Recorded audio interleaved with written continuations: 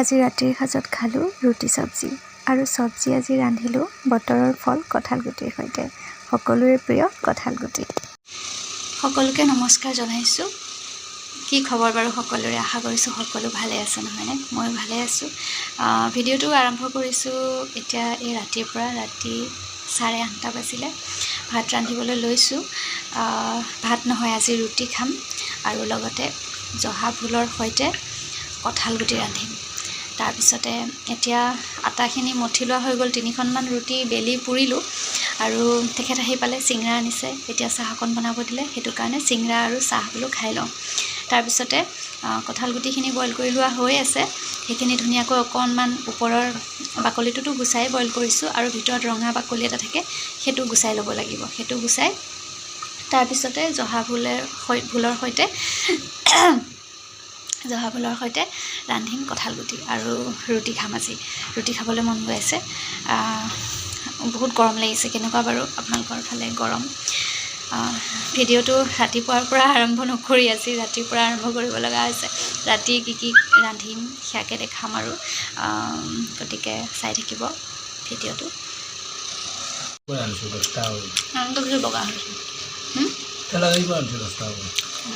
ধুনীয়া টেষ্টি। 10 টকাকৈ লৈছে ন?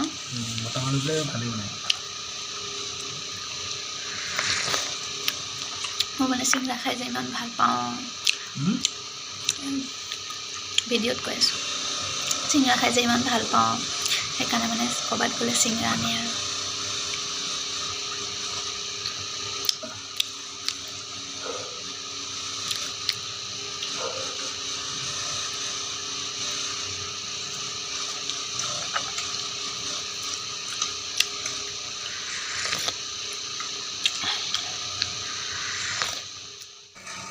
চাহ চিঙৰা খাই উঠিলোঁ। এতিয়া এয়া বাকী থকা ৰুটিকেইটা বেলিবলৈ লৈছোঁ। এইকেইটা ধুমধামকৈ বেলি তাৰপিছত বোলো পুৰি লৈ চব্জিখিনি ৰান্ধিব লাগিব। কেমেৰামেন মই অকলেই থাকোঁ। মানুহটো আহিল যেতিয়া তেওঁ কেমেৰাটো ধৰিবলৈ দিছোঁ, গতিকে তেওঁ কেমেৰা কৰি দিছে। এনেই মই চবখিনি মানে ভিডিঅ' মই অকলে কেমেৰা ধৰি কৰোঁ। সেইটো কাৰণে মই নিজে ওলাবলৈ নাপাওঁ। চেলফি ল'লেহে ওলাব পাৰোঁ আৰু চেলফি এনেকুৱা ভিডিঅ'বোৰত দিগদাৰ হয় ল'বলৈ।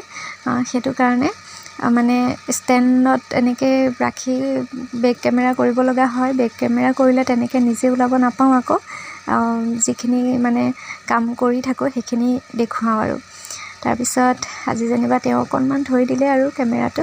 এতিয়া এইখিনি কাটি বাছি লৈ চব্জিখিনি ৰান্ধিবলৈ লৈছোঁ। এয়া প্ৰথমতে পিঁয়াজখিনি, আদা, নহৰু, নিমখ, তাৰপিছত পাঁচফোৰণ সকলোখিনি দি দিছোঁ সোৱাদ অনুসৰি। এতিয়া আৰু এনেকৈ ৰান্ধিম আৰু সদায় যেনেকৈ ৰান্ধোঁ তেনেকৈ আৰু। এতিয়াতো কঁঠালগুটিৰ ছিজন নহয়নে? কঁঠাল মানে ঘৰৰে কঁঠাল, যিহেতু কঁঠালগুটি এতিয়া খোৱাতহে বল আৰু, মানে কিনিব নালাগে। সেইকাৰণে কালি খালোঁ কঁঠালগুটিৰ পিটিকা, আজি খাবলৈ লৈছোঁ আকৌ এনেকৈ কঁঠালগুটি। আৰু কঁঠালগুটি বাৰু খাই বেয়া পোৱা মানুহ নায়েই দিয়কচোন। আপুনিওতো ভাল পাই চাগে নহয়নে? কেনেকুৱা পায় বাৰু জনাবচোন। আজি জহা ভোলৰ লগত ৰান্ধিছোঁ। জহা ভোলৰ সৈতে এনেকৈ কঁঠালগুটি খাইছেনে? জহা ভোলৰ গোন্ধটো যে ইমান ধুনীয়া, মই বহুত ভাল পাওঁ। আৰু সেইকাৰণে আজি ৰঙালাও অকণমানো আনিছিলে। প্ৰথমতে ভাবিছিলোঁ জহা ভোলৰ সৈতে ৰান্ধিম, তাৰপিছতে ৰঙালাও অনাৰ কাৰণে ৰঙালাও অকণমানো দি দিলোঁ। কালাৰটো বোলো ধুনীয়া হ'ব, খাবলৈও মিঠা লাগিব, গতিকে এনেকৈ দি দিলোঁ, এনেকৈ ৰান্ধিলোঁ আৰু খাবলৈও ধুনীয়া লাগিছে। আৰু সদায় ভাত খাই আমনি লাগিছে। সেইকাৰণে আজি ৰাতি বোলো ৰুটি খাম, মন নাযায় সদায় ভাত খাবলৈ। তাৰপিছত এয়া ৰান্ধিও হৈ গ'ল, এতিয়া খাবলৈ বহিছোঁ। আৰু এয়া চব্জিখন ফাইনেলি কেনেকুৱা লাগিছে জনাব দেই।